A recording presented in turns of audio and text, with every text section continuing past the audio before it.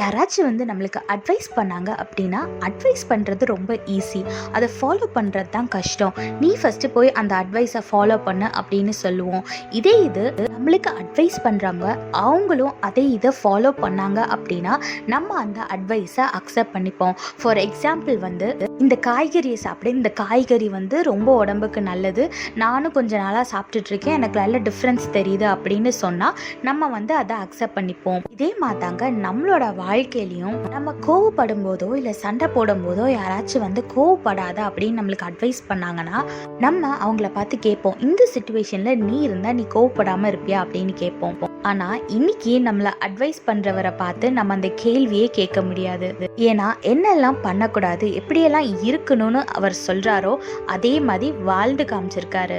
வேற யாரும் இல்லைங்க, நம்ம ஏசப்பா தான். வேதத்துல பாருங்க, எபேசியர் 4:31 மற்றும் 32 போட்டிருக்கு, சகல விதமான கசப்பும் கோபமும் மூர்க்கமும் கூக்குரலும் தூஷணமும் மற்ற எந்த துர்க்குணமும் உங்களை விட்டு நீங்க கடவது, ஒருவருக்கொருவர் தயவாயும் மன உருக்கமாயும் இருந்து கிறிஸ்துவுக்குள் தேவன் உங்களுக்கு மன்னித்தது போல நீங்களும் ஒருவருக்கொருவர் மன்னியுங்கள்னு வேதத்துல போட்டிருக்கு. ஆமாங்க, இதை கேட்கும் போது நம்மளுக்கு கொஞ்சம் கஷ்டமா தான் இருக்கும். ஏன்னா நம்மளோட வாழ்க்கையில நிறைய பேர் நம்மளுக்கு மன்னிக்க முடியாத அளவுக்கு நம்மளை காயப்படுத்தியிருப்பாங்க. ஆனா நம்ம தேவன் இடத்துல கேட்கும் போது தேவன் நம்மளுக்கு கண்டிப்பா உதவி செய்வாரு. ஏன்னா நம்மளும் அதே மாதிரி மன்னிக்க முடியாத நிறைய பாவங்களை நம்மளோட வாழ்க்கையில செஞ்சிருக்கோம். ஆனா ஏசப்பா நம்மள மன்னிச்சு ஏத்துக்கொண்டு இருக்காரு.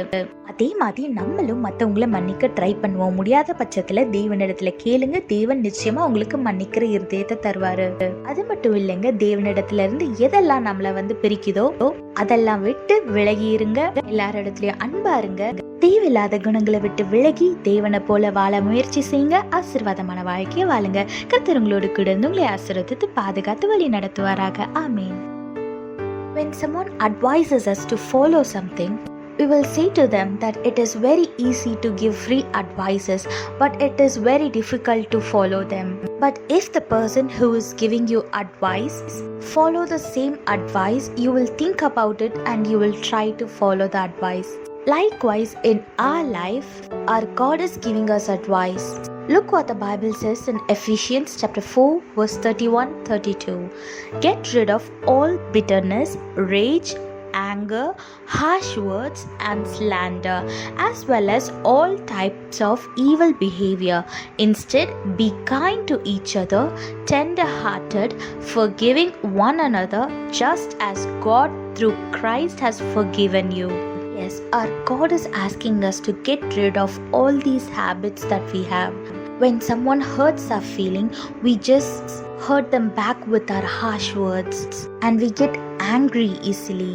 And the most hardest part is forgiving someone, because someone might have shattered your heart into pieces and it might seem very difficult to forgive them. But at that time, think how God has forgiven you. I know it is hard to forgive, but when you ask our God to help you, He will give the heart to forgive others. So try to be slow to anger and don't use harsh words. Be kind to everyone, forgive everyone, and stay away from all the evil behaviors, and also stay away from the people who are leading you into a wrong direction.